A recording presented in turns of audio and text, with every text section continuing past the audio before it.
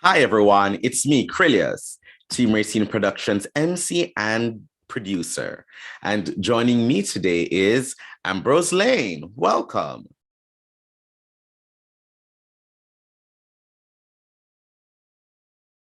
It's great to have you here. You are on mute. Thank you. I know. Thank you for having me on. I appreciate it. Thank you so much. Well, I want to start this off with just having you introduce yourself to our viewers and give us a little bit about your background. Well, my name is Ambrose Lane Jr. I am a DC resident, obviously. I live in Ward 7.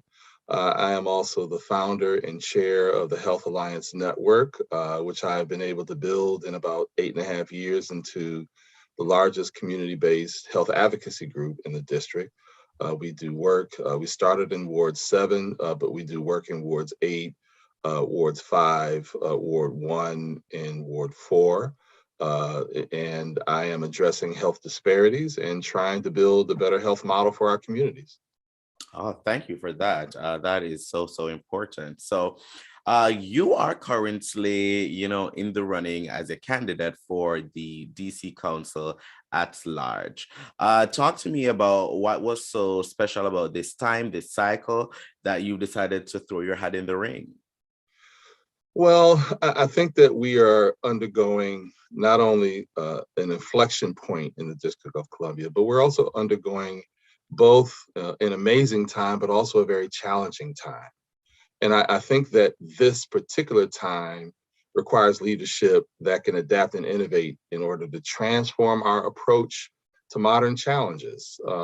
We talk about building back, but we also need to, heal some of the old divisions. My campaign is about healing and transformation. And when I say healing, some of that healing is going on now, of course, with COVID and the impact of COVID. And the council and the mayor are doing their part in terms of healing some of the things that are the result of COVID right now. But we also have to look a little bit further back and heal some of the things that have been challenges even before COVID. There were pre-existing conditions prior to COVID, which COVID actually exacerbated. And so we've got to go back enough to heal both of those things, not just what the current crisis or the current challenges are, but going back and healing some of the things that we've never been able to heal. And so, as I said, I'm running for that reason because I believe in healing and transformation. Thanks for sharing that. And what are you touched on some of them, but I want you to talk to me about some of those issues that you'd really like to tackle if elected to the at-large seat. Well, there are several, and there's never enough issues to tackle. Let me say that right off the top. There are always issues, but at some point in time, we've got to get to a point where we're not just merely addressing issues, but we are actually solving issues. And I was at an event last night at Busboys and Poets, and it was sponsored by a national organization, Health Affairs. And I spoke at that meeting, and I pointed out that is, one drop of rain on a mountain can level the mountain to a valley, but it takes about 1 billion years for that to happen. We can't continue to be incrementalists when it comes to tackling some of these problems. And we have a mountain of problems. And I pointed out that none of the social determinants that we speak of all the time have been solved. Not one of them has been solved. And it's time that we solve one of them. So my issues are expanding universal basic income. I think that is important, expanding it to include seniors, because there are a number of seniors that are on fixed incomes and living in poverty. And they're not just east of the river, they are west of the river as well, even up into Ward 3. There are seniors living on fixed incomes. And that puts us on a path towards significantly reducing poverty. I mean, Dr. Martin Luther King said that poverty is nothing new. What is new is that we have the resources to solve it. He said that 58 years ago. And so we have to put ourselves on a path. DC can become the first modern city to actually almost eliminate poverty. We have the resources. I mean, this year alone, we had a $576 million surplus. How are we using that surplus to eradicate poverty? Second, I support education reform and a change in our governance school structure. Mayoral control was fine for a while, but we need to get back to something that reflects that of a state. If we're talking about statehood, then we can create a state system of education governance, and I can get more into that later on in the conversation if you would like. I also will talk about public safety. Uh, when I say we transform, when I say my campaign is about transformation, we also have to transform the way we talk about these issues. When we talk about public safety, most of the time we take a law enforcement approach. And there are really two pillars in dealing with the issue of public safety. Law enforcement is certainly one of them. And yes, people do need to be held accountable, but you've got to also talk about the conditions that create crime as well. And so if I wanted to go back 2,000 years, I'd go right back to Aristotle. And I'd say, look, Aristotle said 2,000 years ago that poverty is the parent of crime. That was 2,000 years ago. And we are still messing around with the issue of poverty. So when you solve the issues of poverty and some of the social determinants, you begin to chip away at the issues of public safety and crime. Fourth, I want to talk about seniors, because I think that seniors are so important, seniors and young people.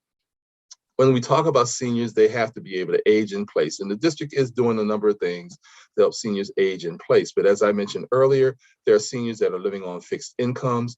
We need, as I talk to seniors, one of the things that I put forward is that we need a senior ombudsman, because it's very difficult for seniors to navigate their healthcare and health systems and long-term care. Every senior group that I've talked to said that we need a senior ombudsman to help them navigate their own health care, their own health challenges in long-term care. And then with our youth, I have several things in my platform for youth, but one of them is we need to extend the summer youth jobs program to an all-year jobs program. We need to, it's fine to do it in the summer, students are off, but there are other students who need to work full-time. And work in a way that complements their school time and can do that all year round. Then they can provide more income for their families. Healthcare, of course, which is my wheelbarrow right there. Of course, I have a number of different things in healthcare, such as universal child care. I think that we can craft and create a universal child care system. And that would not just be for residents east of the river, that's for middle-class families as well. Anyone that has children. We need universal child care, quality child care. And then lastly, we need to grow our economy. So these are the things that are dear to me, and we can talk about some of those more in depth as we move along. Well, thanks so much for sharing, because that's really, really important. What makes you the best choice, from everyone else running for this? What makes you the best choice for voters? Well, I think number one, I've had the experience of helping craft legislation. I worked with Council Members Grasso and Council Members Nadeau. Council Member Grasso, I helped craft his health impact assessment legislation. It did not go through, but I helped him do that, put it together. And that, of course, was out of my health experience. But also, I've worked with Council Member Nadeau in terms of crafting and helping her on the sugar sweetened beverage tax that she wanted to do. But there are other issues as well. So I'll give you a typical example. A couple years ago, I was actually running as a council member, even though I ended up withdrawing. But one of the things that I put forward was a grocery store investment tax. And that has actually morphed into a food access fund. And how I know this is because I worked with Ona Bacchus, who is the director of the Food Policy Council. And she told me, Ambrose, your idea about the grocery store investment fund, we turned it into the food access fund. And it is now funded. It helped to fund a grocery store that's coming in Ward 7, Lidl. And it's been funded at $50 million. Thank you to Health Committee Chairman Gray and to the mayor for funding that access fund. And it's helping to fund restaurants and grocery stores. And so that's one thing. Number two is that I know the issues. I've been involved in the issues on the ground, from the comprehensive plan and housing to health issues, to other growth issues. And then I just demonstrated that I can collaborate with council. But here's the other thing. I can fight when I need to. Okay, that's very important. And I'll give you a typical example. When we were talking about creating the new hospital that is now going to be in Ward 8, I spent 1.5 years, 2 years working with communities, advisory neighborhood commissioners, fighting for the type of services that needed to be put at the new hospital. There was talk of the hospital being a level 4 trauma center. And we said, it's got to be at least a level 3 trauma center. So what I did is that I put together a resolution that I floated amongst the ANC commissioners, and they adopted the resolution. And that put pressure on the city to be able to put the type of services that the people needed and that the people wanted at the hospital. And one of those examples is a birth center or maternal ward. That was very, very important. And they also put a helipad there in case there were at-risk births to take them to other hospitals. But we had to fight for those things. And I'm glad that they put them in there. But that's one example of fighting when I need to fight on behalf of residents. Thank you. Thank you for that. So when does voting begin? So it depends on, well, for me, it begins now. But to be honest with you, technically, early voting starts in June. I think it's June 10th. June 10th to June 19th is early voting. But mail-in ballots actually go out about 45 days before the election.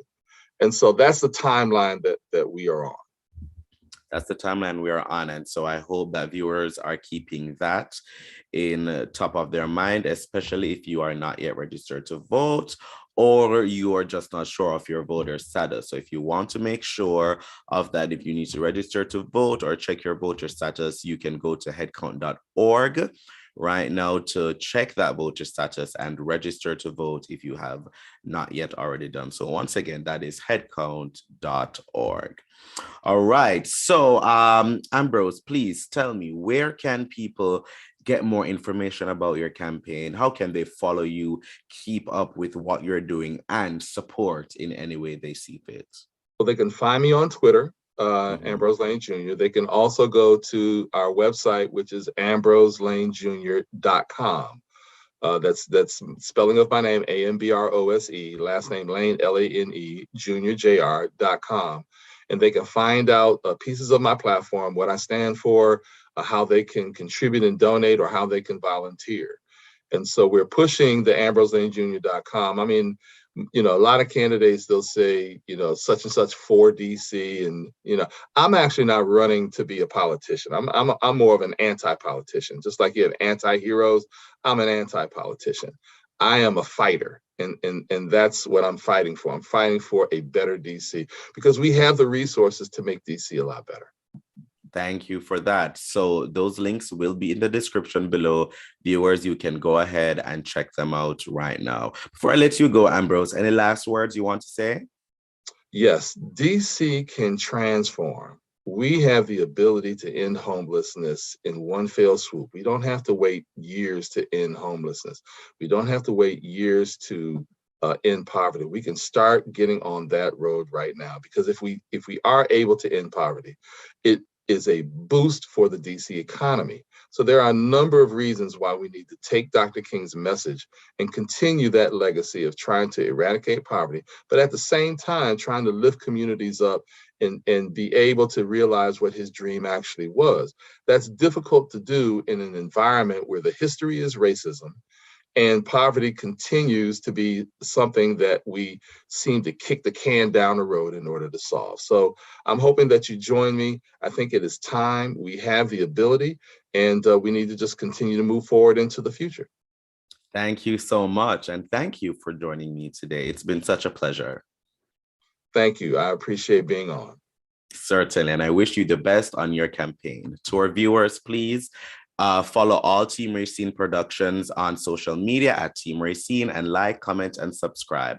But most of all, thank you for watching. Bye, everyone. Take care.